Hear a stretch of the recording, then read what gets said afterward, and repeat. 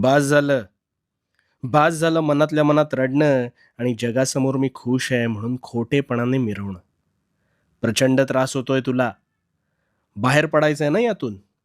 मग आता शांतपणे मी काय सांगतोय ते ऐक. ह्या जाचातून मुक्त होऊन जाशील.